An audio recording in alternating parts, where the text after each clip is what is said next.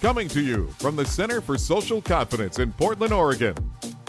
Welcome to Shrink for the Shy Guy, helping men everywhere go from social anxiety to social domination. With your host, Dr. Aziz. Welcome to today's episode of Shrink for the Shy Guy. I'm your host, Dr. Aziz. Today's episode is all about fear, specifically overcoming fear. And if you listen to the last episode in which I interviewed Dr. Zasio, who is a big proponent of exposure, has helped thousands of people directly and indirectly through her shows on TV to help realize that you can shift your fears, you can overcome your fears simply by addressing them, by turning towards them. So I thought today would be a great opportunity to follow that up, to keep that momentum going, keep you thinking in that same line, to turn towards your fears. So today is going to be all about overcoming your fears. And to begin to do that, we're going to get into what some of your fears might be in a moment. The first thing we have to talk about is the opposite of fear, which is your comfort zone. Maybe you've heard that term before, maybe it doesn't mean anything to you, but the comfort zone is the collection of things that you do, activities that you do, places you like to go, restaurants you like to go to, foods you like to eat, the ways in which you like to interact with people, the way you drive to work or commute to work, the way in which you hold your body, the clothes that you wear, everything, all the patterns that you have, all the things that you do that are familiar to you, normal to you, comfortable to you. And that is your comfort zone. And you live in your comfort zone. We all do, most of the time. And if there's something that's outside of your comfort zone, the typical thing is to shy away from it. Oh, I don't do that sort of thing. That's just not me. You can think of your comfort zone like a thermostat. You know, you have a thermostat, you can set it down to, say, the low end 60 degrees and the high end 70 degrees. And if you were to, you can move around in that range, but if you were to get above 70, something kicks in and cools the room down. And if you get below 60, something kicks in and heats the room up. It's the same thing with our comfort zone. We kind of have a band that we like to operate in, and we prefer not to operate outside of that band. So what is outside of the comfort zone? Well, that's terrifying terrain out there, right? I mean, what's outside of your comfort zone? What are things that scare you? Because that's a great marker that you're reaching the edge of your comfort zone as you start to feel more fear. It starts to feel uncomfortable or scary. What's outside of your comfort zone? Last week, Dr. Zasio was talking about a fear hierarchy, and this is a major component of structuring your exposure so it's maximally effective for you. And it consists of discovering what scares me the most. If you think about your comfort zone, it really helps to actually think of a visual map of a terrain, and there's your territory. And you know your territory. You know the trees and the hillsides, and it's familiar to you. And then, you get to the edge of your territory, and it's uncomfortable. You don't know what's there. You hear strange sounds. Could be animals, could be predators. And that's where it starts to get uncomfortable. Now, in that analogy, there is 10 feet away from your territory in which you can just run back to your territory, and that's nerve-wracking, makes you a little nervous, but it's not terrifying. But if you were to continue deeper and deeper into that unknown terrain, it would start to become more and more scary, more and more anxiety-provoking. And eventually, it would be terrifying. Imagine you're in the deep, dark forest that you never go into. Terrifying. So that would be the higher end of your outside your comfort zone. And so creating a fear hierarchy simply involves ranking fears from low, like 1 on a scale of 1 to 10, up to 10, 10 on a scale of 10. And I'm going to read off a list of fears. You can get the materials to create your own fear hierarchy from the Shrink for the Shy Guy website. Just go to shrinkfortheshyguy.com /fear-h. Fear-h. And you'll be able to get the materials to create your own fear hierarchy. Here are some of the things that you can start to think about, though, and just think, where would this be? You're not going to write out a whole fear hierarchy, or maybe if you're driving or whatever. This is just to get your mind going and get you to realize what is outside of my comfort zone. And you might already know a lot of stuff, like dancing, approaching an attractive stranger, speaking up in front of a group. I mean, these are some of the things that we already know, but just think about some of these things as I share them with you, and just really quickly from your gut, without thinking about it too much, give it a number. If you were to actually do this, how frightening would it be? 10 is terrifying, panic-inducing, and 1 is barely even feel it, like walking in the mailbox. So here are some things in no particular order. Think about them and give them some numbers in your head. Going to a party or social gathering where you know most of the people there. What about going to a party when you don't know most of the people there? You know virtually no one there. Does that change it? Does that increase it? How about giving a presentation to a group of people? But here's the kicker, or here's the distinction.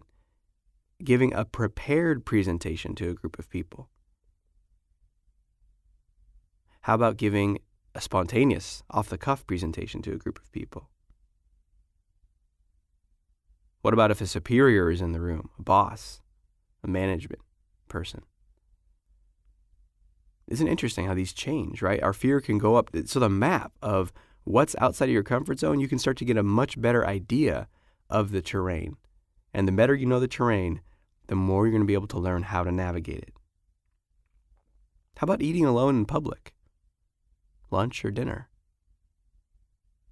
How about going to a movie theater alone? What about making a phone call to someone you don't know well? Phone call to a restaurant or an establishment to ask them something. Ooh, this is a good one. How about approaching that attractive stranger to start a conversation? Terrifying. How about approaching a group of people that you don't know? For a lot of people, that's off the chart. How about this one? Dancing while sober. Does that change it? I mean, dancing itself could have its own number, but how about dancing without alcohol? Which is something a lot of people have a difficult time with, even if they don't consider themselves shy. Being the center of attention. Complimenting a stranger. How about this one? Letting someone know that you are sexually attracted to them. Through asking them out, or going in for the kiss, or in some way communicating, I'm into you. It can be very uncomfortable. Making eye contact with a stranger on the street. So there's many more. And if you go to the shrinkfortheshyguy.com/fear-h, you'll be able to get all the materials for where these are drawn from to create your own fear hierarchy and rate them in order. And there's little boxes and things that make that easy. But the key takeaway here is to start to realize, wow, look at all this stuff that's outside of my comfort zone. And if you listen to that list and you're like, none of those are outside my comfort zone, it's all a piece of cake, then you, sir, are bold. But two things could be happening there. One, maybe you have done a lot of work and are very bold and socially confident. And then the questions for you are, well, what is outside your comfort zone? There's always something. No matter what level we get to, there's always the next level that stretches our edge. So I want you to think about, what is that for you? And then the other response might be, well, maybe you're not really putting yourself in the mindset of actually thinking about doing these things. If you've avoided stuff like that for years, then when it comes to actually imagining doing it, you just kind of dismiss it. You're like, nah, you're kind of disconnected from the level of fear that you would feel because you've checked out from it as a possibility. Now that you have some idea about the things that scare you, the things that are outside of your comfort zone, we need to learn what keeps us stuck in the comfort zone. Because you might have had an experience where you realize you're scared of something, you realize you want to do something, and it requires you to challenge one of your fears, but then you just get stuck, right? You want to do it, you're ready to do it, but something inside of you just stops you from doing it, just holds you back. It's like your mind and body are at war, and some part of you wants to do it, and some part of you is digging its heels in and not going to let it happen. And I've been there, and that can be an incredibly frustrating place to be. So let's look at, in the next segment, the two gravitational forces, the two powerful forces that keep you right in there in the center of your comfort zone and block you from stepping out. And you're going to learn how to break free of those forces as well. So stay tuned. Hey, Dr. Aziz here. In the next 30 seconds, I want to share with you the secret to break free of your shyness and social anxiety. And here's a tip. It's not getting more information. It's not listening to more of these podcasts or reading another book or reading another blog. That could be a part of your puzzle, but that leads to information overload. And you don't need information. You need transformation. That means applying what you learn. So go to thesocialconfidencecenter.com now, check out the products page, and get one of the products, particularly Confidence Unleashed or the Confidence Code or 30 Days to Dating Mastery. One of those programs will guide you through a transformation. They go way beyond information and into actually teaching and showing you how to have that shift. So please go to that website now if you truly want to make a difference in your life now. Welcome back. Let's look at the two major forces that keep you stuck in your comfort zone. I remember not too long ago, I was out with a client, and he's made tremendous gains since then. I mean, it's night and day. But when we were first starting out, some of the more basic interactions produced a lot of anxiety. And so we started at the bottom of his fear hierarchy. And one of the things was going and asking people out in public if they had the time. And I call this time check. It's a very basic, usually hopefully low-level exposure. For him, it was actually about a 5 or a 6, which is a little higher than I recommend people starting, but I was there with him, and he was ready to just take the plunge. And I thought he could have a profound transformation just by doing this exercise, because 9 times out of 10, you don't get a negative response. The only worst case scenario is someone doesn't hear you or they ignore you. But I've never had anyone, throw a drink of water in your face for asking them what time it is. So we decided to go out to a local busy area here in Portland. There's a busy street. There's a Whole Foods. There's a bookstore. It's kind of my stomping grounds when I want to do some social experiments, because there's lots of people cycling through. So we go into these places, and we're going to let's have you ask people the time. And he is just tight in his body, racked with fear. I don't want to do this. And so we looked at what he thinks is going to happen. And this is where we get into the first gravitational force that keeps you stuck in your comfort zone. And this one you know well.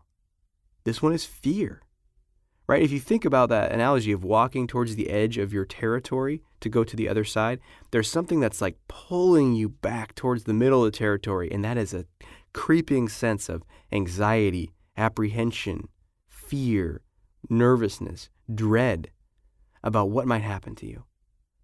In the analogy of the terrain, maybe you think that a predator is going to kill you.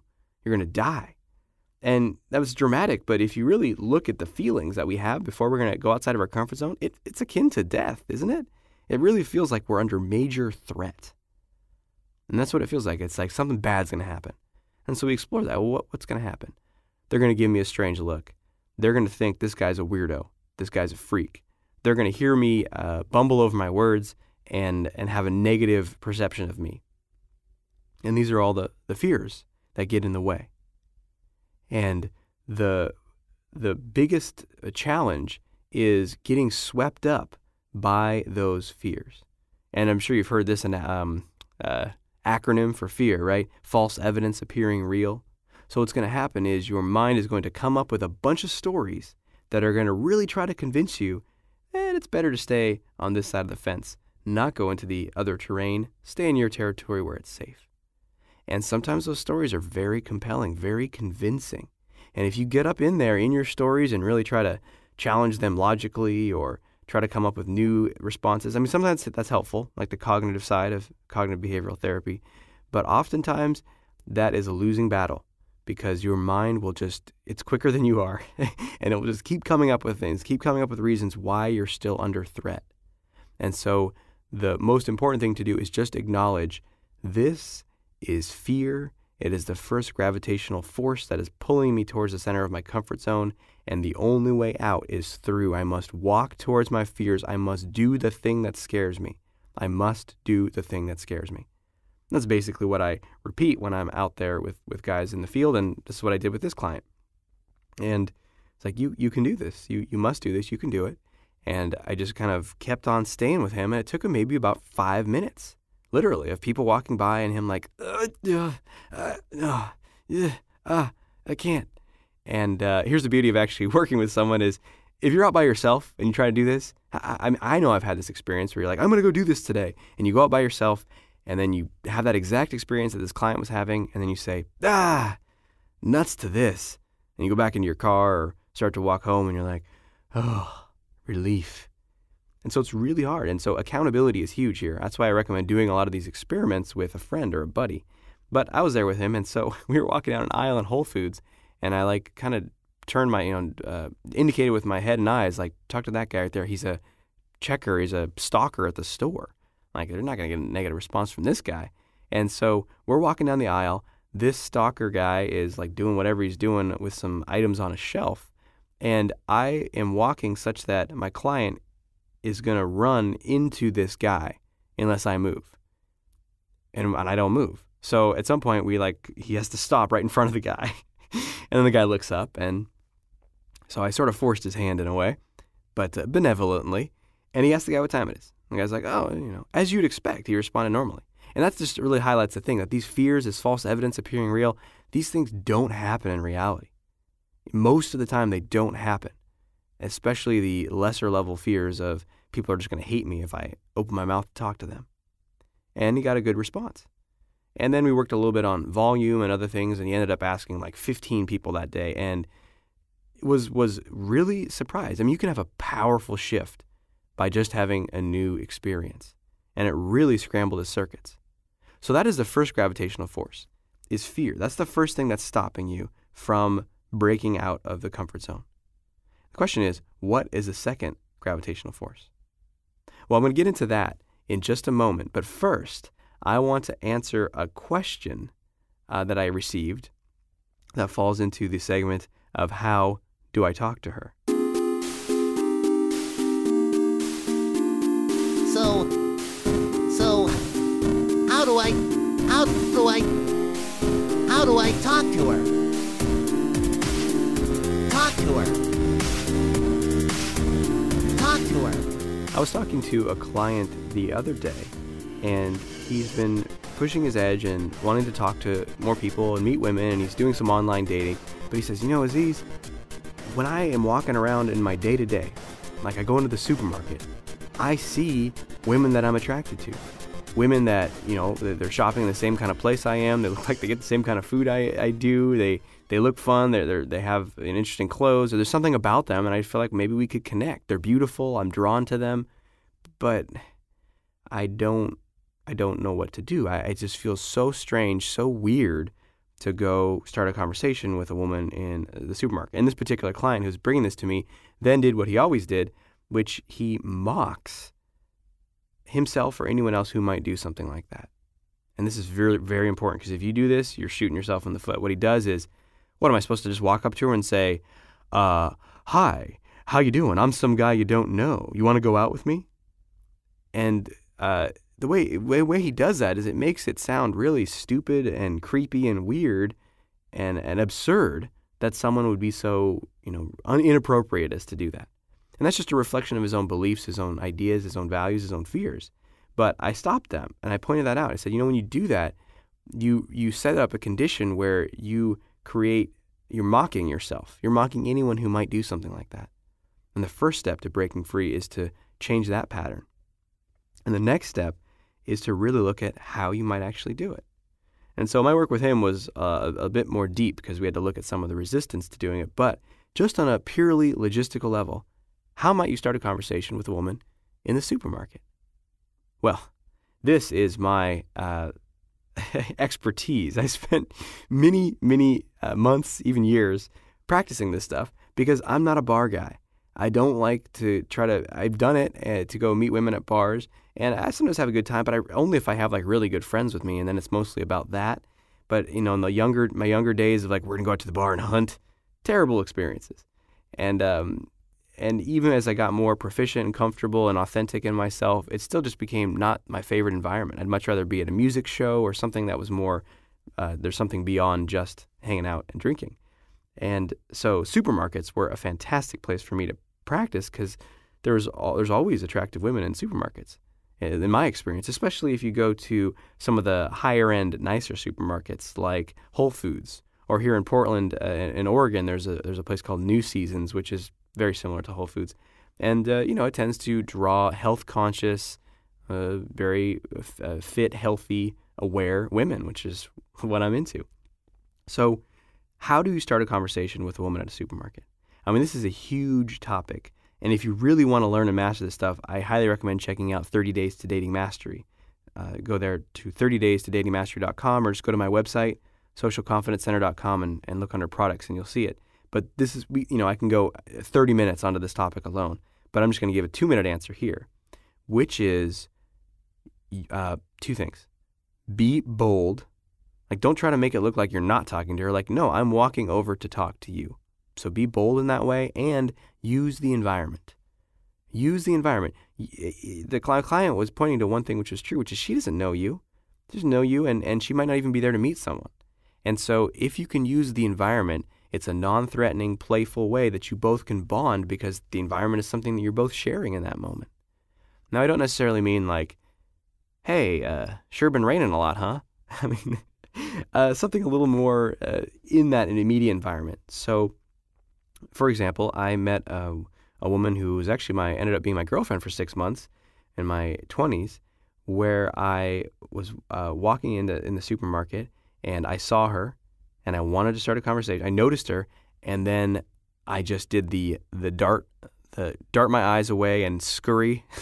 I call it the crab, where you scurry away real quick and hide under a dark hole. And I didn't. And then I was kicking myself like, oh God, you should do something.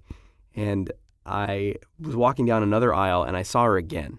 And I was like, well, that's a sign enough. So I walked directly up to her, and she was getting some food out of a bulk aisle. And I just pointed to her basket on the ground, got her attention. I said, what's that? And I pointed to some product in her basket. And that was it. Then we started a conversation. So it's bold in that way. Another one would be you're in the produce aisle and there's a bunch of different apples there. And she's looking at the apples and you're like, can I ask you a question? She says, yeah. I say, what's your favorite kind of apple? And there's so many different ways here. In fact, if you go to 30daystodatingmastery.com and there's a space to enter your email there, if you do, I'll send you my free report, 7 ways to start conversations with women anywhere, anytime. And it goes way in depth into all of this stuff. And then you're going to have a much better understanding of how to start conversations and what some of the blocks are. So the main takeaway here is bold and use the environment. And if you want to get more information, go check out that website. And that is how I would talk to her. So, how do I talk to her? Talk to her. Talk to her. On a scale of 1 to 10, how much courage do you have? 10 being a maximum amount of courage, of boldness, of willingness to do something in spite of your fear. How courageous do you feel? What would your life be like if you had more courage? What would you be able to do, to try, to take on? Who would you be able to meet, become friends with, or even become lovers with? The secret about courage is it's a skill.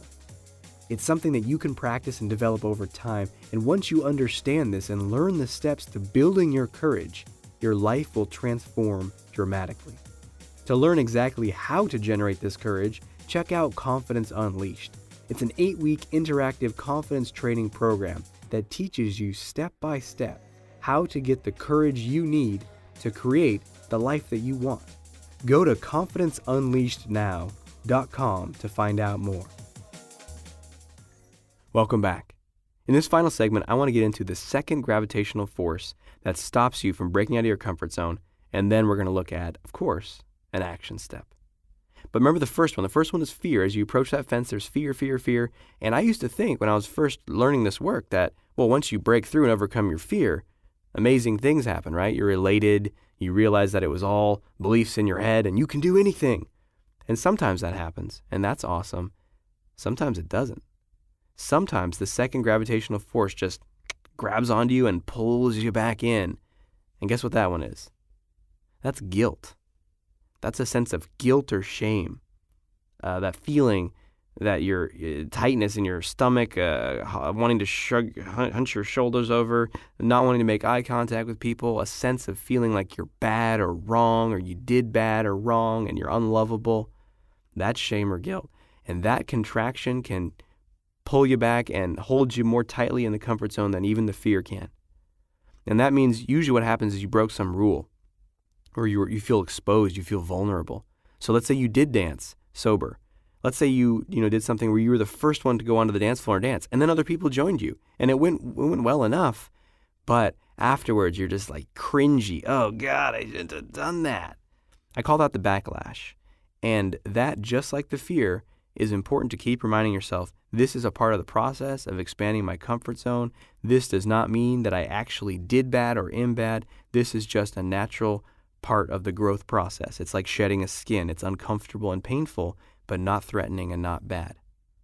So that is a very important thing to pay attention to, is to not believe the guilt and that you are bad or wrong, and just keep going, keep pursuing it, keep doing it at the rate that you can. So that's the second force. And one final piece of advice or tip I'd like to give in this process of overcoming your fears is that repetition is key. Repetition is essential. You're not going to get it on the first try. That client who asked 15 people what time it is, I had him do that 3 times during that week, where he went out and asked 10, 15, 20 people each time around what time it is, just that one item on his fear hierarchy. So what is that? That's a repetition of 60, 80 times. In fact, I had a client I was working with who was a very successful doctor, worked in a hospital, very well respected, incredible at his job and his ability to help heal people. And he came to see me because when he was in the doctor role, confident as can be, talking to patients, he could handle them, make jokes, soothe them, just be very charismatic and amiable with his clients, patients. But when he was outside of the role of doctor, felt a lot of social anxiety, inhibition, self-criticism. And so we were talking about this process of exposure, and he was asking me how long it would take. And I said, well, let me ask you a question. When you first sat down with your very first patient when you were in medical school, were you comfortable? And he laughed. He said, no, I didn't know what I was doing. I said, okay. And now you feel very confident. He says, yes, very confident, very confident. I said, good. How many times would you say you've sat down with a patient since the beginning of medical school to now? And bless him, he actually really paused and thought about it. He didn't just give me some random number or smile. He really thought about it. And I forget what he said. It was something in the thousands. Thousands. Now, you might not have to do that much. But if you're looking at mastery of something, of being completely comfortable doing something, then that you're looking at a very high number. So repetition is an incredibly important part of this process. And of course, the other important part is putting what you learn into practice. And that takes us to our action step. Time for action! Today's action step is clear and simple. And that is to find something of the list that I gave you earlier in this episode, or go to shrinkfortheshyguy.com/fear-h and find more items. But find something that you know scares you. Not a 10 out of 10 in terms of, making you quake in your boots and feel flushed with panic, but something in the 3, 4, 5 range. Something that makes you a little nervous, where you get a little bubbly feeling in your stomach. Oh, God, I don't want to do this. You've got to be a little bit nervous at least when you do it. If you're not nervous at all, then pick something a little more nerve-wracking, and then do it. Don't just do it once. If you can, do it 5 times in a row in the same 30-minute period. This is a very powerful part of the process, the repetition. To extinguish the fear, we have to not only just do it once, but do it a lot again and again to reprogram our mind to show us that it's not threatening and nothing bad happens. And if you want to make this process fun as rather than like really uncomfortable and nerve-wracking, get a friend. Get a friend, say, hey, let's do some social experiments. Let's go out after work and see if we can start conversations with 5 people. Or if you're not at that level, let's go out and let's start with asking 5 people what time it is. And if your friend is like, well, that's too easy for me, then say, well, pick something that's good for you. Let's each work on our own thing. Find a friend who's into it and who wants to grow and expand. And a lot of guys do want to increase their confidence. You can even tell them about what the purpose is. So that's your action step for today. And remember, overall, everything that you want in your life is outside of your comfort zone. That dream job, creating the business that you really love, earning the income that you want, meeting the partner that's going to light you up, that's going to fill you with joy, being able to date multiple women, being able to feel like you're the man and you can talk to women out in public, all of that stuff outside of your comfort zone. Fulfillment, joy, growth, meaning, all of that is outside of your comfort zone. So I strongly encourage you to keep finding ways to push that edge, leaning into your edge. That's our show for today. Thanks for listening. And until we speak next week, know that you're awesome. Thanks for listening to Shrink for the Shy Guy with Dr. Aziz. If you know anyone who can benefit from what you've just heard, please let them know and send them a link to shrinkfortheshyguy.com. For free blogs, ebooks, and training videos related to overcoming shyness and increasing confidence, go to socialconfidencecenter.com.